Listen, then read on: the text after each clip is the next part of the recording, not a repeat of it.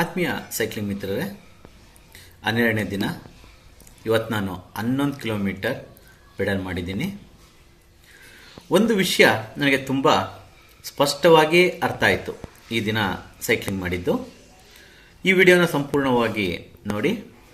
ಇದರಲ್ಲಿ ನಾನು ವಿವರಿಸಿದ್ದೀನಿ ಏನು ಅಂತ ಹೇಳಿ. ಆತ್ಮೀಯ ಸೈಕ್ಲಿಂಗ್ ಮಿತ್ರರೇ, ನಾನು ಸುನೀಲ್. ಸೈಕ್ಲಿಂಗ್ ಹೆಜ್ಜೆಗೆ ಸ್ವಾಗತ. ನಿನ್ನೆ ನಾನು ನನ್ನ ಕಾಲು ನೋವಿದ್ರೂ 5 ಕಿಲೋಮೀಟರ್ ಸೈಕ್ಲಿಂಗ್ನ ಮಾಡಿ ಬಂದಿದ್ದೀನಿ. ಇವತ್ತು 12ನೇ ದಿನ.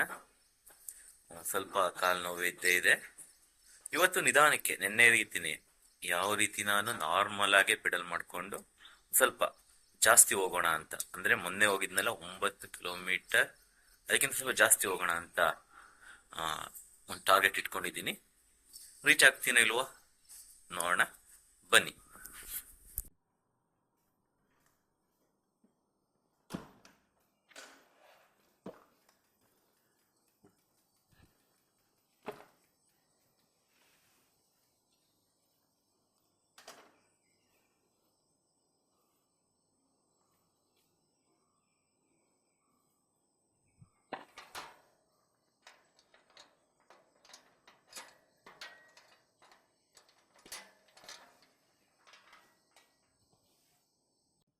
ಹೊಡೋಕ್ಕಿಂತ ಮುಂಚೆ ನಾನು ಸ್ವಲ್ಪ ಏರ್ನ ಚೆಕ್ ಮಾಡಿದೆ. ಕಮ್ಮಿ ಇತ್ತು 2 ಟೈರಲ್ಲೂ. ಅದಕ್ಕೆ ನಾನು ನನ್ನ ಕಾರ್ಗೆ ಪಂಪ್ ಮಾಡುವಂಥ ಪಂಪ್ ತಗೊಂಡು ಪಂಪ್ ಮಾಡ್ತಾ ಇದ್ದೀನಿ.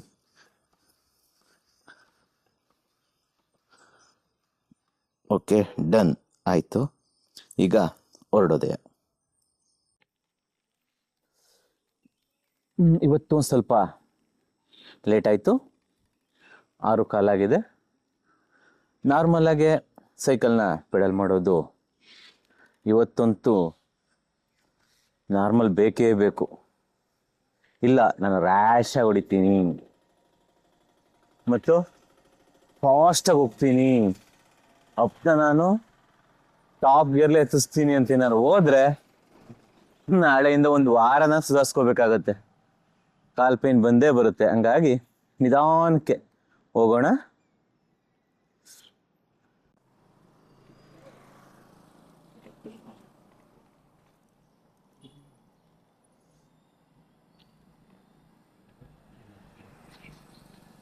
ಬೆಳಕಾಗೋಗಿದೆ. ಬನ್ನಿ. ಇವತ್ತಿನ ಟಾರ್ಗೆಟ್ ಒಂದು 10 ಕಿಲೋಮೀಟರ್ ಅಂತ ನಾನು ತಿಳ್ಕೊಂಡಿದ್ದೀನಿ. ಇವಾಗ 6:20 ಕರೆಕ್ಟಾಗಿ 10 ಕಿಲೋಮೀಟ್ರ್ ಯಾವ ಟೈಮ್ಗೆ ರೀಚ್ ಆಗ್ತೀನಿ. ರಿಟರ್ನ್ ಬರಬೇಕಾದ್ರೆ ಎಷ್ಟು ಬೇಗ ಬರ್ತೀನಿ ಅಥವಾ ಎಷ್ಟು ನಿಧಾನಕ್ಕೆ ಬರ್ತೀನಿ, ಐ ಥಿಂಕ್ ಒಂದು 2 ಅವರ್ಸ್ ಮೇಲೆ ಆಗ್ಬೋದು ಅಂತ ನನ್ನ ಗೆಸ್ ಇದೆ. ಈ 10 ಕಿಲೋಮೀಟರ್ ರೀಚ್ ಆಗಿ ರಿಟರ್ನ್ ಆಗೋದಕ್ಕೆ ಮನೆಗೆ ಒಂದು ಪ್ಲ್ಯಾನ್ ಅಷ್ಟೆ. ಕೋಡಿಮರ್ನಹಳ್ಳಿ ಹೋಗ್ಬೇಕಾಗಿರುವಂಥ ಒಂದು ಅಪ್ಗೆ ಎಂಟ್ರಿ ಆಗ್ತಾ ಇದ್ದೀನಿ. ಮೊದಲೇ ಹೇಳ್ದಾಗೆ ನಾರ್ಮಲ್ ಆಗೇ ಹೋಗ್ಬೇಕು. ತುಂಬ ಪ್ರೆಷರ್ ಕೊಟ್ಟು ಪೆಡಲ್ನ ಮಾಡಬಾರ್ದು. ಇವತ್ತಂತೂ ಮಾಡಿದ್ರೆ ಮೊದಲೇ ಹೇಳ್ದಾಗೆ ನಿಮ್ಗೆ ಗೊತ್ತಾಗಿದೆ. ಅಪ್ಗೆ ಎಂಟ್ರಿ ಆಗ್ತಾ ಇದ್ದೀನಿ. ಮತ್ತೇನು ದೊಡ್ಡದೇನಲ್ಲ, ಮೊದಲು ದೊಡ್ಡದು ಅನ್ಸೋದು ಈ ಅಪ್ಪೆಲ್ಲ. ಇವಾಗ ಅಂಥದ್ದೇನು ಅನ್ಸಲ್ಲ. ನಾರ್ಮಲ್ ಆಗಿ ಹೋಗ್ತೀನಿ ಅಂತ ನಾನು ತಿಳ್ಕೊಂಡಿದ್ದೀನಿ. ಟಾಪ್ ಗೇರಲ್ಲೇ ಇದ್ದೀನಿ ನಾನು. ಟಾಪ್ ಗೇರಲ್ಲೇ ನಾರ್ಮಲ್, ಪ್ರೆಷರ್ ಬೇಡ, ಸ್ಲೋ ಆಗೇ ಹೋಗೋಣ. ಆ ಟಾಪ್ ಗೇರಲ್ಲಿ ಕೋಡಿಮಳೆಗೆ ಹೋಗುವಂಥ ಅಪ್ಪನ ಹಚ್ಚೋದಕ್ಕಾಗಲಿಲ್ಲ. ನಾನೇನು ಮಾಡಿದೆ, 5th ಹಾಕೊಂಡೆ. 5thಲ್ಲೂ ಆಗಲಿಲ್ಲ. 4th ಹಾಕಿದ್ದೀನಿ. 4thಲ್ಲಿ ನಾರ್ಮಲಾಗಿ ಹೋಗ್ತಾ ಇದ್ದೀನಿ. ಅಂಥದ್ದೇನು ಪ್ರೆಷರ್ ಕೊಡ್ತಾ ಇಲ್ಲ. ಇನ್ನೇನು ಕಂಪ್ಲೀಟ್ ಮಾಡ್ತೀನಿ ಈ ಅಪ್ನ 4th ಗೇರಲ್ಲೇ. ಇದು ಟೈರ್ಡ್ ಆಗಬಾರ್ದು ಅಂತೇಳಿ ಗೇರ್ ಶಿಫ್ಟಿಂಗ್ ಮಾಡುವಂಥದ್ದು.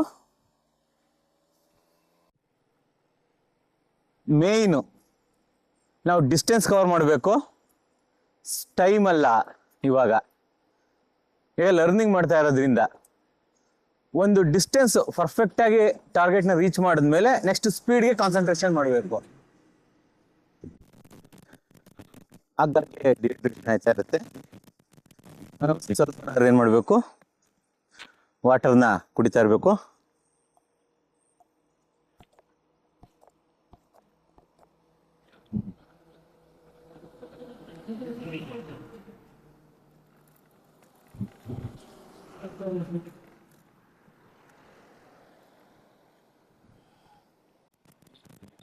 ಕೃಷ್ಣಾಪುರ ರೀಚ್ ಆಗಿದ್ದೀನಿ. 5 ಕಿಲೋಮೀಟ್ರ್ ಬರೋದಕ್ಕೆ ನನಗೆ ಸುಮಾರು 30 ಮಿನಿಟ್ಸ್ ಆಯಿತು ನಾರ್ಮಲ್ ಹೊಡಿತಾ ಇರೋದ್ರಿಂದ. ನೆಕ್ಸ್ಟ್ ಕಂಟಿನ್ಯೂ ಮಾಡ್ತಾ ಇದ್ದೀನಿ. ಮುಂದೆ ಇರುವಂಥ ದೊಡ್ಡ ಹಾರಿಬಲ್ ಇದೆ ಅದು. ಹಸ್ಸಕ್ಕಾದ್ರೆ ಹತ್ತಿಸ್ತೀನಿ, ಇಲ್ಲ ಅಂದರೆ ನೆಡ್ಕೊಂಡು ಹಸೋದು ಬೆಸ್ಟ್ ಅಂತ ಹೇಳಿ. ಕೃಷ್ಣಾಪುರನ ಸೆಕೆಂಡ್ಗೆ ಹತ್ತಿಸಿದ್ದೀನಿ. ಸ್ವಲ್ಪ ರೆಸ್ಟ್ ಮಾಡೋಣ, ನೀರು ಕುಡಿಯೋಣ. ಇಲ್ಲಿ ಸುಸ್ತಾಗಿದೆ.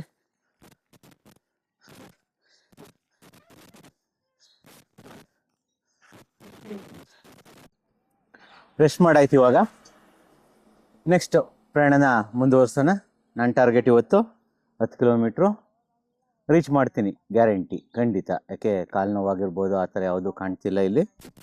ಇದೊಂದೇ ಮೇಯ್ನ್ ದೊಡ್ಡ ಅಪ್ಪಿದ್ದು. ಇನ್ನೆಲ್ಲ ಸಣ್ಣ ಸಣ್ಣ ಅಪ್ಪಿದೆ, ಆರಾಮಾಗಿ ಹತ್ತಿಸ್ತೀನಿ ಅಂತ ನಾನು ತಿಳ್ಕೊಂಡಿದ್ದೀನಿ. ಬನ್ನಿ ಹೋಗೋಣ.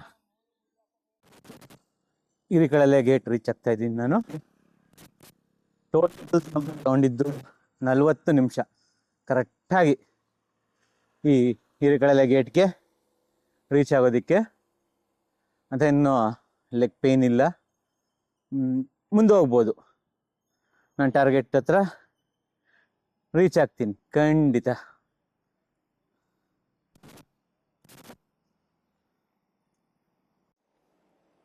ಮೊನ್ನೆ ರೀಚ್ ಮಾಡಿದಂತಹ ತೇಗ್ನಹಳ್ಳಿ ಗೇಟ್ ಇದೆಯಲ್ಲ, ಇನ್ನೇನು ನಾನು ತೇಗ್ನಹಳ್ಳಿ ಗೇಟ್ ರೀಚ್ ಆಯ್ತೀನಿ. 9.3 ಕಿಲೋಮೀಟರ್, ಇನ್ನು 700 ಮೀಟರು ಆರಾಮಾಗಿ ಇವತ್ತು ರೀಚ್ ಆಗ್ತೀನಿ. ಸುಸ್ತಾಗ್ತಾ ಇದೆ, ನೀರು ಕುಡಿಬೇಕು. ನೀರು ಕುಡಿತೀನಿ ಒಂದು ಸ್ವಲ್ಪ, ಆಮೇಲಿಂದ ಮುಂದಕ್ಕೆ ಹೋಗೋಣ. ಇನ್ನೊಂದು 700 ಮೀಟರ್ ಅಲ್ವಾ, ಖಂಡಿತ ರೀಚ್ ಮಾಡ್ಬಿಟ್ಟು ರಿಟರ್ನ್ ಆಗೋಣ. ತೇಗ್ನಹಳ್ಳಿ ಗೇಟಿಂದ ಮುಂದೆ ಫುಲ್ಲು ಡೌನ್ ಇದೆ. ಪುರದ ಗೇಟ್ ತನಕ ಡೌನ್ ಅದು, ಅಲ್ಲಿಂದನೂ ನಾರ್ಮಲ್ ಆಗೇ ಇದೆ. ಒಂದು ಸ್ವಲ್ಪ ದೂರ ಮುಂದಕ್ಕೆ ಹೋಗೋಣ. ಎಲ್ಲಿ ಜಾಗ ಚೆನ್ನಾಗಿರುತ್ತೆ ಒಂದು ಸ್ವಲ್ಪ ರೆಸ್ಟ್ ತಗೊಂಡು ರಿಟರ್ನ್ ಆಗೋಣ. ಇದೇ ಪುರದ ಗೇಟ್ ಇದು. ಸ್ವಲ್ಪ ಮುಂದೆ ಹೋಗೋಣ. RM ಪದವಿ ಪೂರ್ವ ಕಾಲೇಜಿದೆ, PU ಕಾಲೇಜಿದು. ಮುಂದೆ ಹೋಗ್ತಾ ಇದ್ದೀನಿ.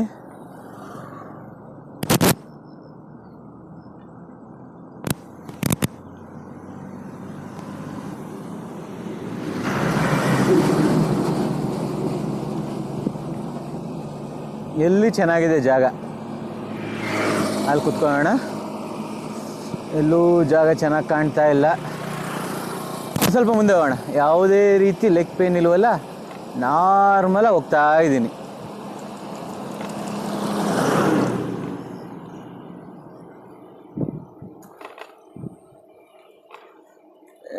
ಎಲ್ಲೂ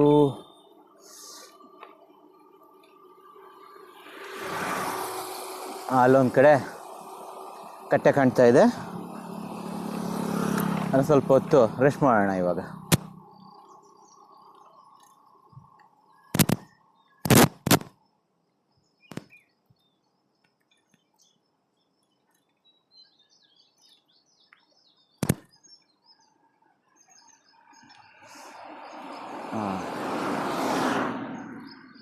ಇಲ್ಲೊಂದು ಕಡೆ ಚೆನ್ನಾಗಿದೆ, ಸ್ವಲ್ಪ ಹೊತ್ತು ರೆಸ್ಟ್ ಮಾಡೋಣ.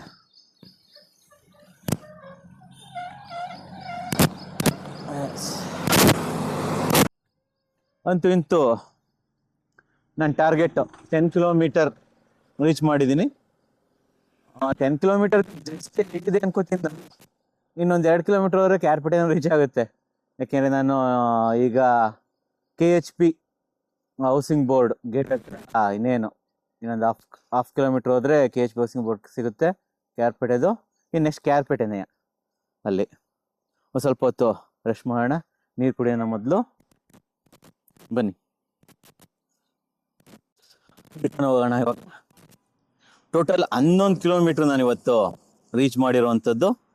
ನಾನು 10 ಕಿಲೋಮೀಟ್ರ್ ಅಂತ ಇದ್ದೆ, 11 ಕಿಲೋಮೀಟ್ರ್ ರೀಚ್ ಮಾಡಿದ್ದೀನಿ. ಅಂಥದ್ದೇನು ಕಾಲೇನು ಪೇನ್ ಇಲ್ಲ. ರಿಟರ್ನ್ ಹೋಗ್ಬೇಕಾದ್ರೂ ಅಷ್ಟೇ ನಾರ್ಮಲಾಗಿ ಹೋಗೋಣ, ಜಾಸ್ತಿ ಪ್ರೆಷರ್ ಕೊಡೋದು ಬೇಡ ಕಾಲುಗಳಿಗೆ, ಆರಾಮಾಗಿ ಹೋಗ್ಬೋದು. ಬನ್ನಿ ರಿಟರ್ನ್ ಹೋಗೋಣ. ಪುರದ ಗೇಟ್ ಹತ್ರ ಬಂದಿದ್ದೀನಿ ನಾನು ಇವಾಗ. ಇದೆ ಪುರದ ಗೇಟ್. ಇದು ಮುಂದೆ ಒಂದು ದೊಡ್ಡ ಹಪ್ಪಿದೆ, ಅದನ್ನು ತರಿಸ್ಬಿಟ್ರೆ ಇನ್ನು ನಾರ್ಮಲ್ ಇನ್ನು ಆರಾಮಾಗಿ ಮನೆಗೆ ಹೋಗ್ಬೋದು. ಯಾಕೆಂದ್ರೆ ಮುಂದೆ ಇರುವಂಥ ಹಪ್ಪುಗಳೆಲ್ಲ ಚಿಕ್ಕ ಚಿಕ್ಕ ಹಪ್ಪುಗಳು. ಇನ್ನು ಕೃಷ್ಣಾಪುರ ಅದೊಂದು ಡೌನ್ ಸಿಕ್ಬಿಟ್ರೆ ಸೀದಾ ಮನೆಗೆ ಹೋದಂಗೆ.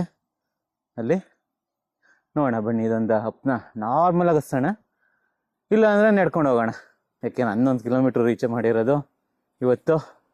ಒಂಥರ ಖುಷಿ ಆಗ್ತಾ ಇದೆ, ಒಂಥರ ಇಲ್ಲಾರ ಕಾಲ್ಗಿಲ್ ನೋವು ಮಲಗ್ತೀನೇನೋ ಅನಿಸ್ತಾ ಇದೆ. ಹಂಗೇನೂ ಇಲ್ಲ, ಕಾಲು ನೋವು ಕಾಣ್ತಾ ಇಲ್ಲ. ನೋಡೋಣ ಸಂಜೆ ಹೊತ್ತು ಗೊತ್ತಾಗುತ್ತೆ ಏನಾಗುತ್ತೆ ಅಂತ ಹೇಳಿ. ಕೃಷ್ಣಾಪುರದ ಡೌನ್ ಇದು. ಈ ಡೌನು ಸಿಕ್ತು ಅಂದರೆ ನಾನು ಕಿಕ್ಕೇರಿ ತಲುಪ್ತಂಗೆ. ಯಾಕೆಂದರೆ ಫುಲ್ ಡೌನ್ ಇದೆ ಇದು. ಚಿಕ್ಕೋನಹಳ್ಳಿ ಎಲ್ಲ ಚಿಕ್ಕಳ್ಳಿ ತನಕನೂ ಫುಲ್ ಡೌನು. ನೆಕ್ಸ್ಟ್ ಒಂದು ಅಪ್ಪು ಇನ್ನು ನಾರ್ಮಲ್. ಇನ್ನು ಕೋಡಿಮಲೆ ಹಪ್ಪತ್ತು ಇಳಿತು ಅಂದರೆ ಸೀದಾ ಮನೆನೆಯ. 11 ಕಿಲೋಮೀಟರ್ ಒಂಥರ ಖುಷಿ ಆಗ್ತಾ ಇದೆ.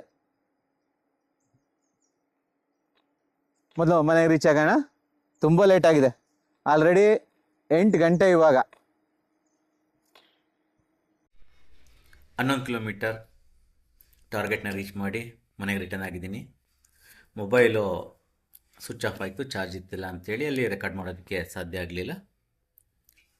ಹಂಗಾಗಿ ನಾನು ಮನೆ ರೀಚ್ ಆದೆ. 8:15 ರೀಚ್ ಆಗಿದ್ದು. ಟೋಟಲ್ 6:15ಗೆ ಮನೆ ಬಿಟ್ಟಿದ್ದು ನಾನು. 2.25 ಗಂಟೆ ಸಮಯವನ್ನು ನಾನು ತೊಗೊಂಡಿದ್ದೀನಿ. 11 ಕಿಲೋಮೀಟ್ರ್ ಹೋಗಿದ್ದು ಮತ್ತು 11 ಕಿಲೋಮೀಟ್ರು ರಿಟರ್ನ್ ಆಗಿದ್ದು ಅಲ್ಲಿ. ಮತ್ತು ಮಧ್ಯಲೆಲ್ಲ ರೆಸ್ಟ್ ಮಾಡಿದ್ದೀನಿ ನಾನು.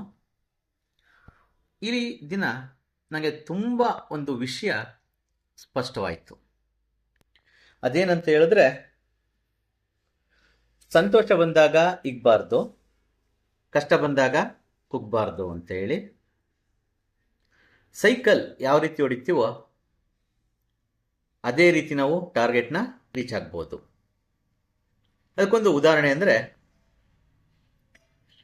ಸೈಕಲ್ನ ನಾವು ಫಾಸ್ಟಾಗಿ ಓಡಿಸಿದಾಗ, ಮೊದಲು ಫಾಸ್ಟಾಗಿ ಓಡಿಸ್ಬಿಟ್ಟೆ ನಾನು. ಸ್ವಲ್ಪ ಸಮಯ ನಂತರ ಏನಾಗುತ್ತೆ, ಲೆಗ್ ಪೇನ್ ಶುರುವಾಗುತ್ತೆ. ಆದರೆ ಒಂದೇ ಸ್ಪೀಡು, ಒಂದೇ ರಿದಮ್, ನಾರ್ಮಲ್ ಪೆಡಲ್ ಮಾಡಿದ್ರೆ ನಾವು ಹೆಚ್ಚು ದೂರ ಹೋಗ್ಬೋದು, ಯಾವುದೇ ರೀತಿ ಟಯರ್ಡ್ ಆಗೋದಿಲ್ಲ ಅನ್ನೋದು ನನಗೆ ಸ್ಪಷ್ಟವಾಗಿ ಅರ್ಥ ಆಯಿತು ಇವತ್ತು ಮಾತ್ರ. ನಾನೇನು ಮಾಡಿದೆ, ಒಂದೇ ಲೆವೆಲ್, ಒಂದೇ ಸ್ಪೀಡು 11 ಕಿಲೋಮೀಟ್ರ್ ರೀಚ್ ಆದರೆ, ಬಟ್ ನಂಗೆ ಇನ್ನೂ ಟಯರ್ಡ್ ಆಗಿಲ್ಲ. ಆ ಟೈಮಲ್ಲಿ ನಾನು ಇನ್ನೂ ಮುಂದಕ್ಕೆ ಹೋಗ್ತಾ ಇದ್ದೆ. ಕ್ಯಾರ್ಪೇಟೆ ಅಂದರೆ ಹೇಮಾವತಿ ಸರ್ಕಲ್ ಅಂತ ಬರುತ್ತೆ ಅಲ್ಲಿ, ಗ್ರಾಮ ಭಾರತಿ ಹತ್ರ, ಅಲ್ಲಿ ತನಕ ರೀಚ್ ಆಗ್ಬೋದಿತ್ತು ಇವತ್ತು ನಾನು. ಸಾಕು ಅಂತೇಳಿ ನಾನು ರಿಟರ್ನ್ ಆದೆ. ಅದೇ ರೀತಿ ಲೈಫಲ್ಲೂ ಇದೇ ಥರ. ಒಂದು ದಿನ ತುಂಬ ಮೋಟಿವೇಶನ್ನು, ಇನ್ನೊಂದು ದಿನ ಫುಲ್ ಡಿಸಪಾಯಿಂಟು. ಇದೇ ರೀತಿ ಲಾಂಗ್ ಜರ್ನಿ ಕಂಪ್ಲೀಟ್ ಮಾಡೋದಕ್ಕೆ ಕಷ್ಟ ಆಗುತ್ತೆ.